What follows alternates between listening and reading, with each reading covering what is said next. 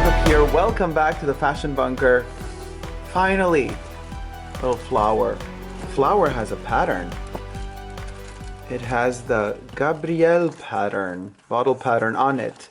Because we are going to do, finally, as requested by you, Gabrielle Essence. The essence of Gabrielle unboxing. Now, this is a 50 ml. I usually, with their new releases, I veer towards the biggest bottles, not just because the ratio of dollar per milliliter is much better, but also because I tend to buy immediately the biggest bottle available of the new releases, because you never know if they reformulate things, and if they do, it's always good to have the first batch, the first production series, or whatever you want to call it, or the first few batches that went into production before any possible alterations happen. However, in this case, I purchased the 50 ml because, as we all know, you could check out my review of the first Gabrielle, the eau de parfum.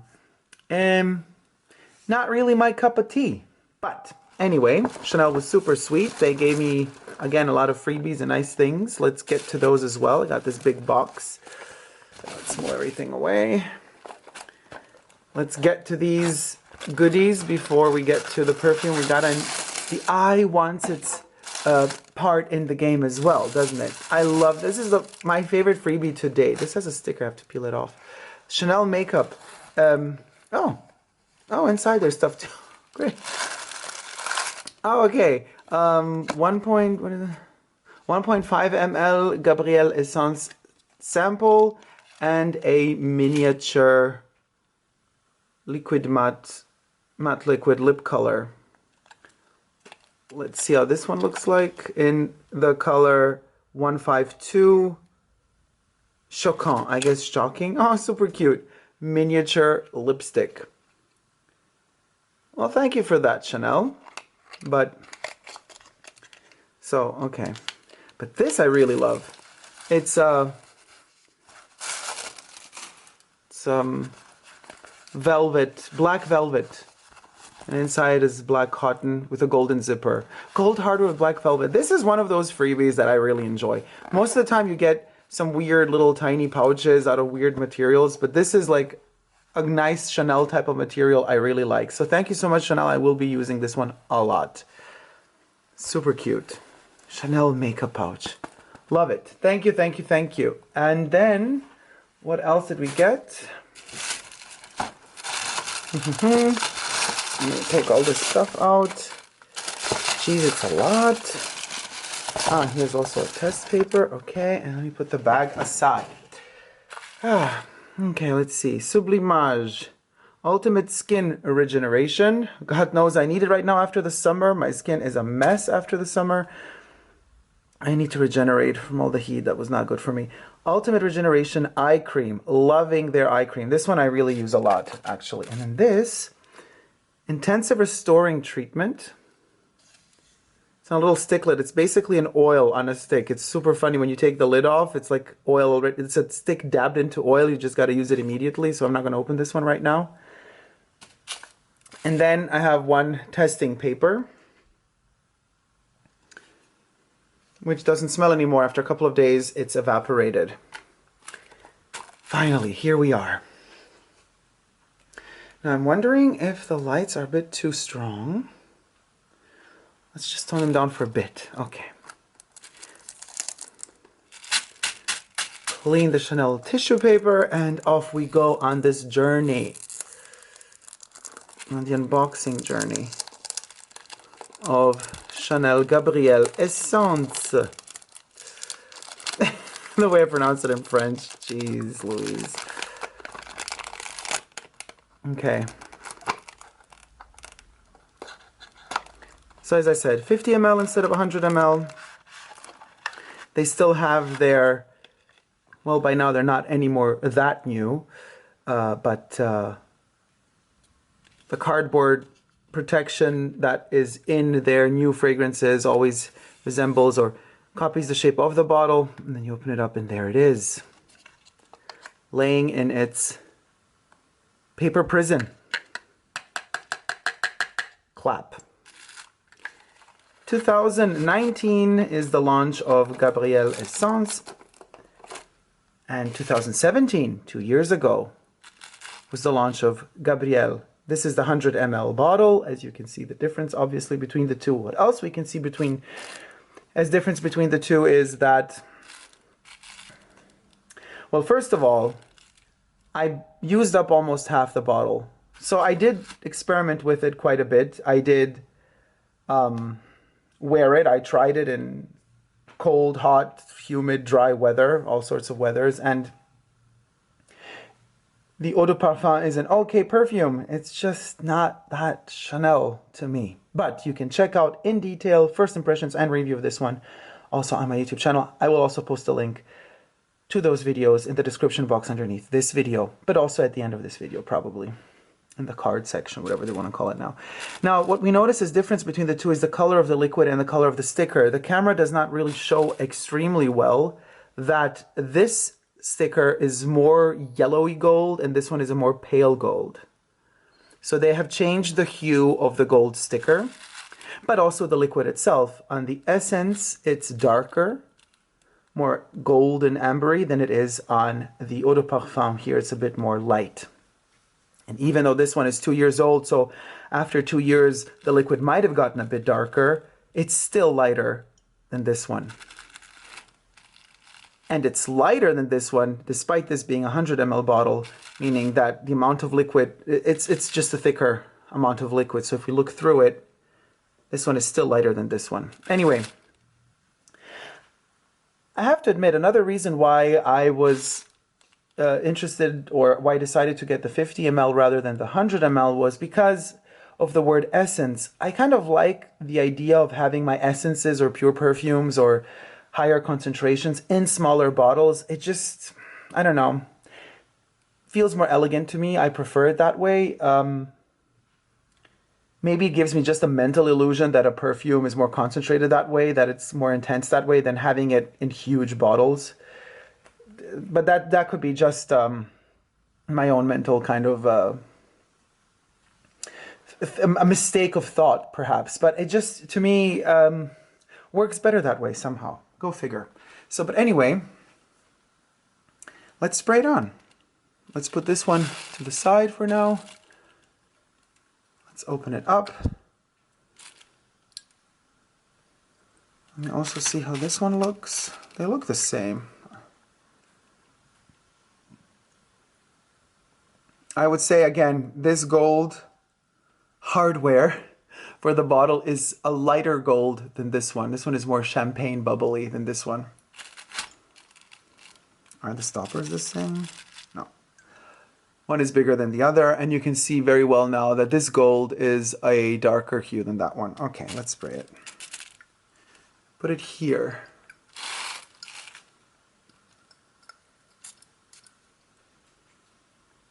Now you see the liquid on the arm, on the wrist.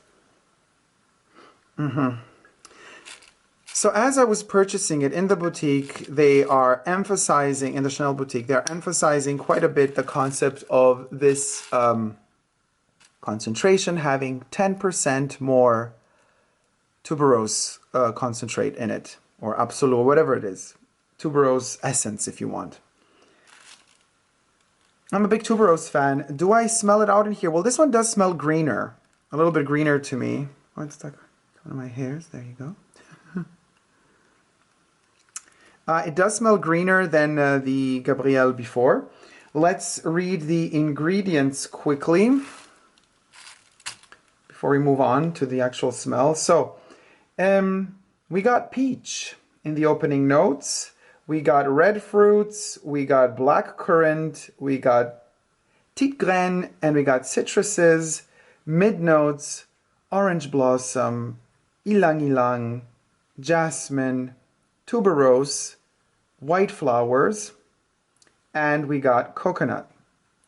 The base notes being vanilla, musk, and sandalwood. Now, the white flower context is something that is missing in the description of the fragrance in its eau de parfum form, but they're still there.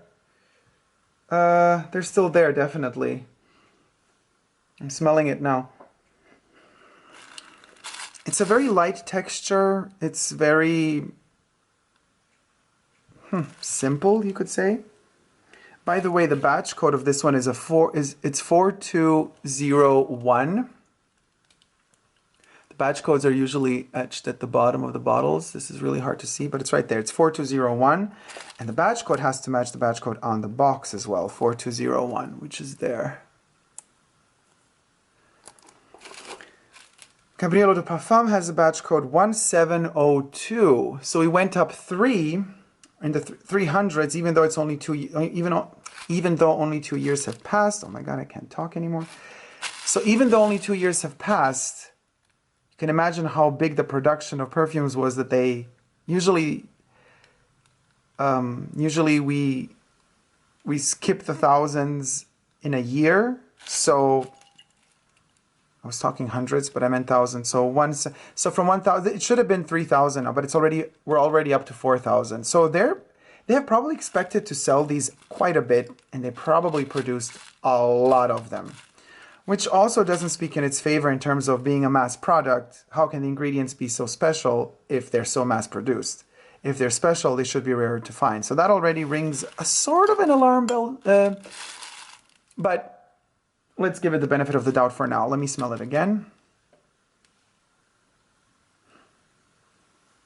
It's definitely Gabrielle, and it's still quite similar to the Eau de Parfum. I'm going to spray the Eau de Parfum on this wrist. There you go. There we have the Eau de Parfum. I gave it 3 quick spritzes. This one is lighter in its texture, but it's also lighter in its general overall, its entrance on the hand. It's more aldehyde-y, if you want, and screechy. This one has a bit more of a metallic, bitey, citrusy note in the opening. This one has less. It's as if this one cuts quicker to the heart notes. This one is a bit fresher in the opening notes, but that freshness isn't necessarily that good. It's I remember whenever I would use this one, and I stopped using it quite a while ago, but whenever I would use it, it would turn interestingly appealing in the dry down, but you would have to wait until it got there. While this one is more pleasant, more from the get-go.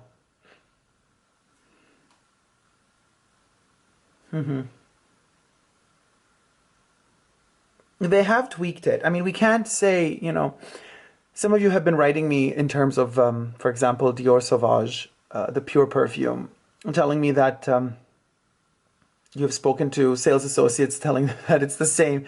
The Eau de Toilette, Eau de Parfum, and the Pure Parfum are the same. I still have to really go and test it, so I will be also probably making a video on Sauvage, an updated video on that. But here I can tell you they are different. It's not that Chanel is tricking us and, you know, just kind of trying to resell us the same perfume, colored a bit darker.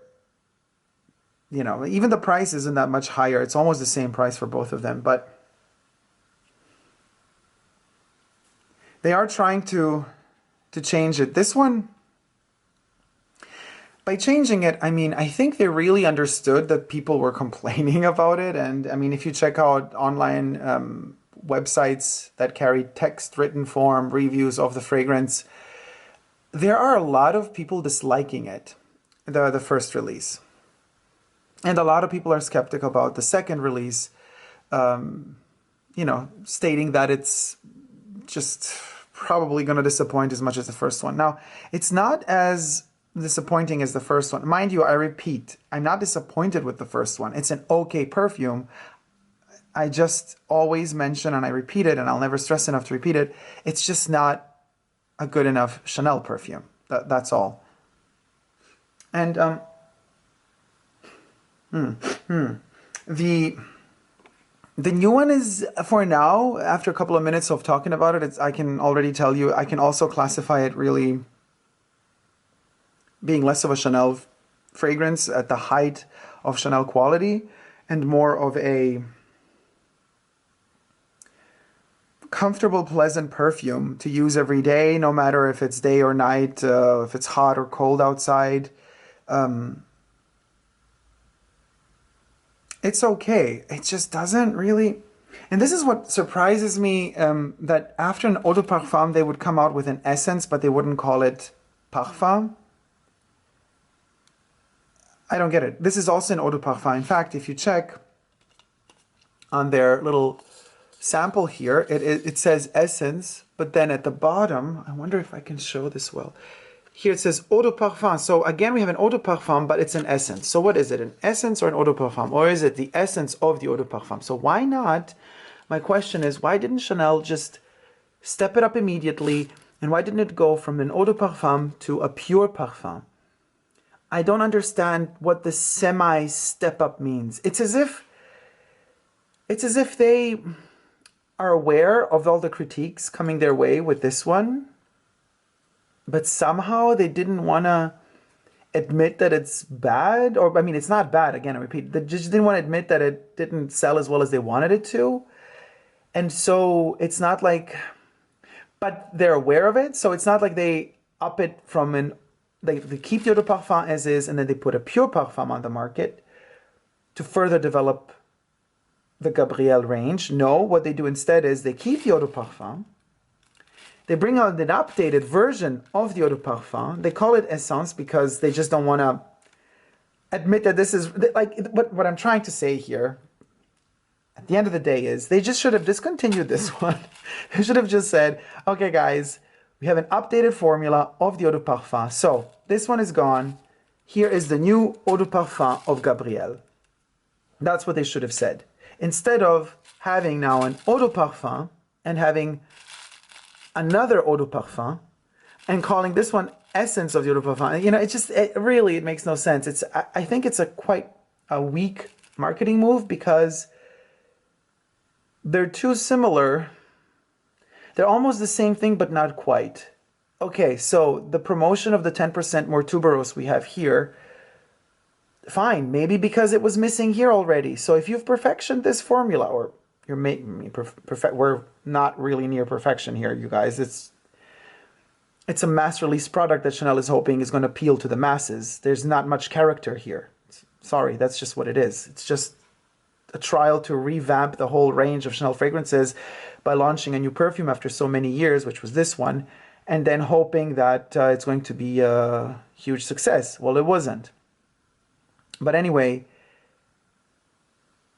if you're going to tweak the formula, I mean, you're doing it anyway. All perfume houses do it anyway. They don't even mention the fact that they're, which is terrible, but they don't even mention the fact that they're reformulating fragrances, so they would just keep calling it the same name. I mean, Dior just like re-released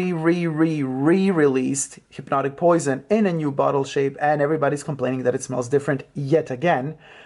Demachi, what are you doing? This is kind of a similar situation. I mean, I'm just saying, if the sales aren't the best as you wanted them to be, or for whatever reason, you're bringing out a further concentration of Gabrielle, don't make it so similar. You know,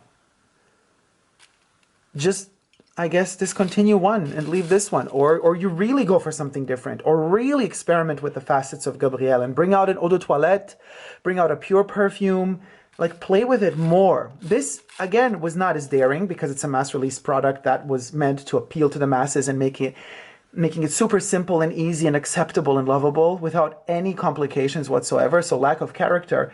And then, so you've already shown us that you're capable of these low punches. Well then, why again? You know, why not step it up? I mean, if you already released the easy one, then go for something complicated. I'm not saying that complicating things per se is a good thing. Most of the times it's not, but I'm saying give it character. You've already done this one. Well, if you're gonna make the effort, if you're gonna invest all that money in launching a new concentration of the fragrance, then step it up, you know, just really, really go for it. Don't just do things halfway. I have the feeling this is like halfway done. Sometimes the camera overheats, and when it does, I take the opportunity actually to let the perfume develop on my skin. Here we have the essence, and here we have the eau de parfum.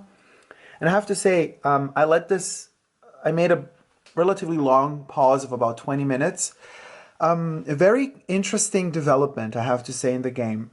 The eau de parfum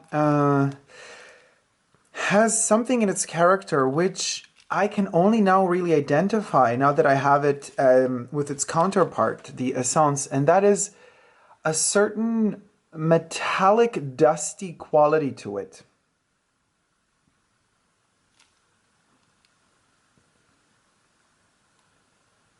What does this mean? Whenever I smell it on my skin, it's like a green metallic poisony touch, which is something that annoyed me when I first purchased Gabrielle 2 years ago. Actually, I didn't purchase this one. This one was a gift, I think. Yeah, this was a gift. But doesn't matter. This one has a opposite quality in the dry down. What does that mean? No dusty metallic notes. It's warm, more fluid, if you may, more soft. It is more Chanel than this one. Now, having said that, I'm realizing how much actually the difference that the eau de parfum has from a regular Chanel release, being that it has that metallic-y, powdery quality to it, is an interesting characteristic to the eau de parfum.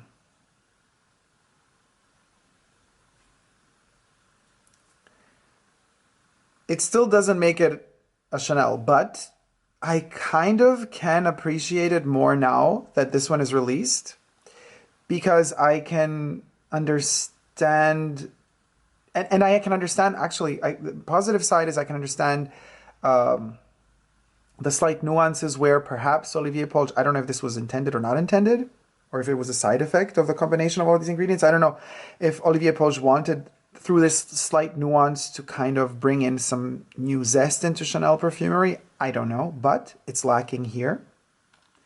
But it's here. And it's a dry metallic-y, powdery tone. This one is way more Chanel. It's as if they found a way to Chanelify Gabrielle, and in the dry down, this one does come to the Chanel storyboard. It's in the Chanel world and sphere now. So I'm making these breaks because I'm smelling it as I talk, so you don't see me do that obviously, but I'm doing it. Trust you me, it's happening. And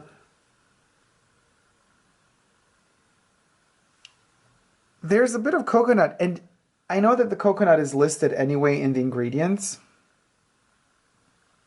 I'm looking again to see if they listed the coconut also in the ingredients of the... No. It's the coconut. Okay, the coconut isn't listed officially in the eau de parfum, but the coconut gives this one a lotiony, milky touch that I really like. I have to say I'm enjoying it.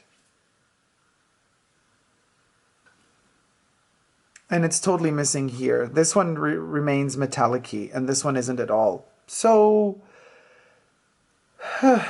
hard to say. I mean, they're different enough to warrant at least testing them out side by side. Mind you, this is very important with these two. Don't be fooled into thinking that you can... for example, you have the memory of how this one smells. So you know you didn't like, let's say, for the sake of argument, you remember that you didn't like this one. So you're not going to retry it. You have a memory of how this one smelled 2 years ago, right? And now this one comes along and you spray it on for the first time and you think, right off the bat, you're probably going to think, it happened to me too. Oh yeah, this is Gabrielle. Oh, it's the same one. But only after I really sprayed this one on one wrist, this one on the other wrist, only then did I really realize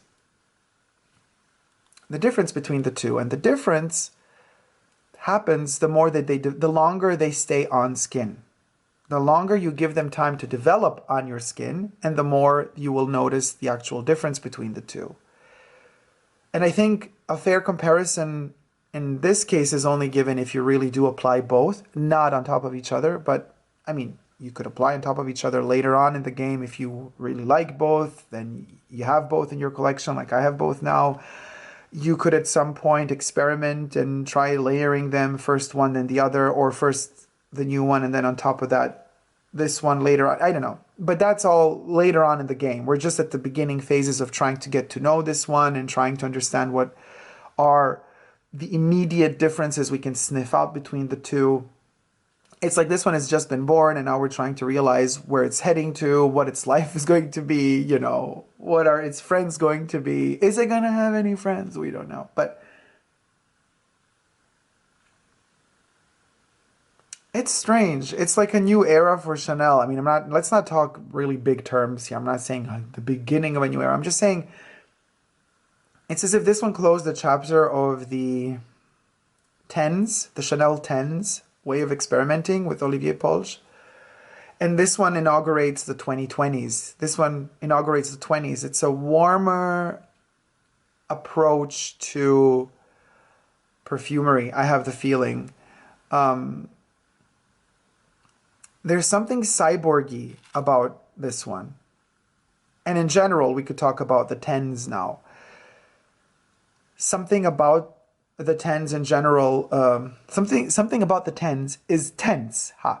It, you know, I don't like to get into politics and world economy and blah, blah, blah, but perfumes oftentimes resemble and reflect the times we live in. And the tens were a messy decade. And as we're coming to a close of that decade, something new will inevitably begin.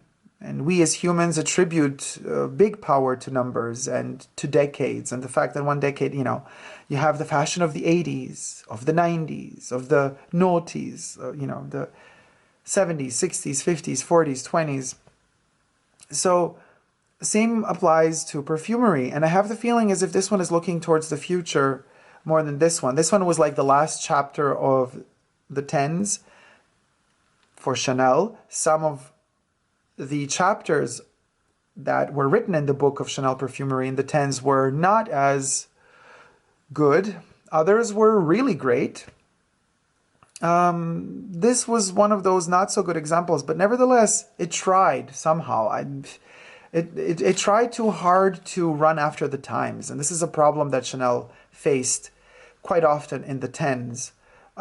In perfumery, you know, when Jacques left and Olivier, his son, came to be the head of the Chanel perfumes, or the head nose of the Chanel perfumes. I mean, that's one of the big changes that happened in the tens, but also the type of perfumes released and the whole tens. Already the noughties were like that, but the tens in particular were very heavy on flankers. Very, very heavy on flankers. And not all of them very successful. And it seems to me as if Gabrielle, the eau de parfum, was, even though it was a new release, it ended up being the flanker of its decade. It's let's say that Gabrielle is the flanker of the tens. And Gabrielle Essence is trying to detach itself from the flanker aspect of things and say, let's begin the 20s, let's begin this new decade with a fresher approach to the concept of creating a new perfume for Chanel. So let's just say, yeah, okay, we did do the eau de parfum, and it didn't really work out as we planned. So let's try to detach it from all the chains that it was burdened with, in terms of it trying to appeal to the fashions or the tendencies of the tens. And let's give it a new outfit. Let's dress it up for the 20s. So yes, it is a flanker. I mean, we're calling it a different concentration of Gabrielle. We're not calling it a flanker because it's not a different, doesn't have a different name. But still, it's as if, again, as I mentioned before, Chanel is not wanting to admit the mistakes of this one and is just like kind of giving us the new one and saying, yeah, it's an addition. But let's see. Let's just see if this one will be phased out and discontinued with time. And as always, only time will tell. But I don't mind, after all is said and done, I don't mind the essence. Smelling it again. Smelling the eau de parfum. This one remains more crystalline and sharp and fresh throughout the whole dry down. This one is more warm, balsamy and milky. The coconut is definitely something I'm liking in it. Here we also have the orris root, which is not mentioned there, and we also have the pear, which is not mentioned here. I guess they swapped the pear for the coconut. Wow, what a huge change. Groundbreaking, Chanel. Thank you for doing that. No, but all puns and jokes aside, it's okay. I mean, a lot of you have been asking me for my opinion.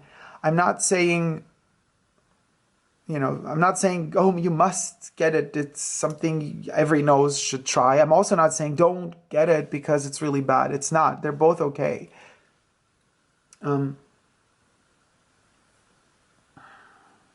They're both okay with my mood today and with my, I don't know, whole mindset of today. I would say I prefer the new one. I prefer the essence to the eau de parfum. But maybe, you know, there will come a day where I want that dusty, metallic-y, acidy, citrusy feel that this one delivers. And this is what kind of annoyed me, I think, with the first release. It's exactly that acidity that this one brings with itself, which I also smell in this metallic tone. It's like almost a metallic, dusty tone that is going towards an acidic rust. It sounds worse than it actually... I'm trying to describe a smell here. It's not easy, but it's a citrusy type of metallic tone. It has an acidity to it that is not always very pleasant. This one lost it. This one lost that acidity, and that's why I'm liking it more. But I'm not saying that that is more or less Chanel. You know, of the two, maybe this one is more Chanel because it does give me the impression for now to stay closer to the skin, to have that sort of intimate space that a lot of really well blended Chanel fragrances have. If you really know Chanel perfumes, you can realize pretty soon that all of the higher concentrations, you know, the pure perfumes, they stay close to the skin and they are really so beautiful. And you kind of want to smell yourself all the time and you dig your nose into your wrist or wherever you place the perfume because it's just that good. This one is going there. I'm really curious to see whether or not Chanel decides one day to release the pure perfume of Gabrielle. Would that be interesting? I definitely think it would. They're heading in the right direction. I just wish they would have immediately released the pure perfume instead of doing this double stepping up. As I said, to finish this off, they should have just admitted, okay, guys, maybe this wasn't the best thing. But you know how Chanel is, they never admit anything. They're never wrong. Everything is always perfect. So, okay, whatever. But they should have just said, hey, guys, what do you think about this one? Now, let's see, are you liking it? That would have been way more honest as an approach, and I think much more cool towards all of the clients. Also because it's an education. You educate each other. The clients give you feedback. You give them feedback back. You know, Chanel doesn't usually tend to give feedback back. They just listen secretly to what you're saying, and then they might change stuff around or not, but they're not going to admit to anything. And so, I don't know. Same issue we had with the Les Eaux. You know, they were supposed to be concentrated as eau de colognes, and they are eau de colognes, but then marketing team decided last minute to call them eau de toilettes just to be able to, I guess, make them cost more. I don't know. You know, stuff like that is shady. I'm not a fan of decisions like that. In this case, I'm having my doubts why such a slight change, but, you know, no name change, just add essence to it, and you're like, yeah. But okay, we've had the same issue with Coco Mademoiselle Eau de Parfum Intense. It's kind of like the essence as well situation. And it also, in that case, it worked better. It was less metallic, and the Intense, Coco Mademoiselle Intense is a perfume I really enjoy quite a bit. So there you have it. Do I regret not purchasing 100 ml after testing this one for the first time, a bit more in depth? Yes and no. You know, yes, always, because it's always worth more. You get more for your buck when you purchase the bigger bottle. But then again, you know, I have so many perfumes that I love and enjoy so much more than this one, and that I use really on a regular basis, that this one will just not get enough love and use from me. I know this already. So the 50 ml at the end of the day did save me 30, 40 bucks. Because I didn't purchase the bigger one.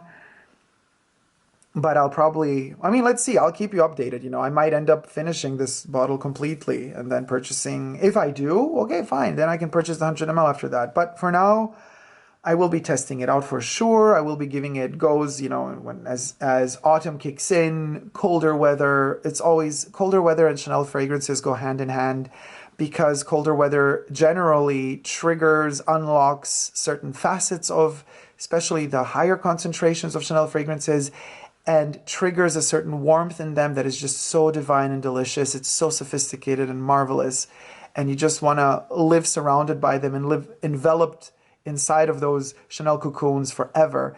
A lot of those facets are not triggered in summertime when it's too hot outside, because it's as if the heat literally burns off even the chance for those nuances to even get a chance to develop. So I'm really looking forward to experimenting with this one more. Cometh autumn and winter. And you can also check out my Coromandel unboxing and review. This is a really good example of a pure perfume release gone very well. I'm really loving it more and more. It's just so divine, and the fact that you dose it through the stopper with the droplets, it's just delicious. So they do good by us, and they do good by their perfumes. And they are trying here. I see this as a shy trying to better what they already did. But as I said again, as this one comes out, I kind of appreciate more the facets of this one, because I realize what is different in this one to this one.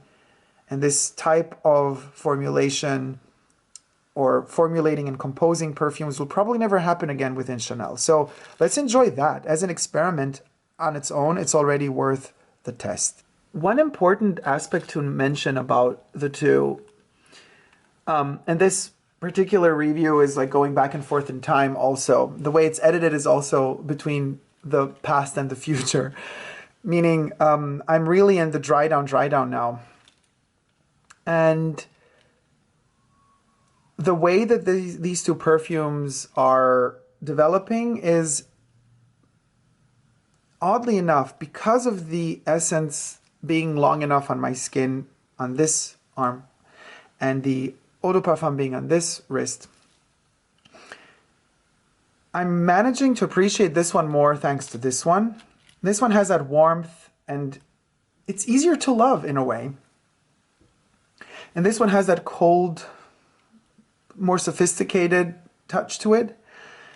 So yes, strangely enough, even though conceptually, this one is maybe, none of the two is really a great Chanel. They're both good, really good perfumes, but they're not really great Chanel perfumes. But this one is maybe more conceptually a Chanel perfume than this one. But because I'm now smelling this one next to this one is more sophisticated. This one is maybe more Chanel in terms of going towards number 19 type of coolness. And this one is more a modern version of Chanel, going towards a warmer, I don't want to compare it to another Chanel perfume. I don't know, maybe it could be, it's not even close to number 22, but it has certain warmth, certain nuances of warmth that number 22 has. So this one is kind of more bougie in a way, if you want, the eau de parfum. But only after having smelled this facet of it. And that's something to also take into consideration. Not really sure if this one is better than this one. It's just different. Different enough to warrant a new release for all the wrong or right reasons. But thanks to this one, I'm kind of more appreciative of that one. If that makes any sense. It is more elegant. It's because it's less warm. It's more cool. And I think that metallic, dusty touch to it is what makes it more elegant than this one. If that's what you're going for, stick with Eau de Parfum. Otherwise, go for more warmer shores, especially in the cold months ahead of us. But only the future will tell what Chanel will bring new to us. Thank you guys so much for watching. Hope you like this unboxing, first impressions, and review of Chanel Gabrielle Essence Eau de Parfum. All these pronunciations. Thumb up this video if you liked it, and if you haven't already, please consider subscribing to my channel here on YouTube. I'm also on Instagram, Facebook, and Twitter, Super Dacob all spelled together. I'm also on Patreon, where you get to see an exclusive pre-releases of videos, all ad-free, as well as videos that only come to Patreon, as well as photos and other news. Also, be sure to check out my new series where you get to call in and talk to me in the studio called Ask Dacob, also available now on my YouTube channel. Love you all. Never forget to never give up on love. See you soon. Take care. Bye.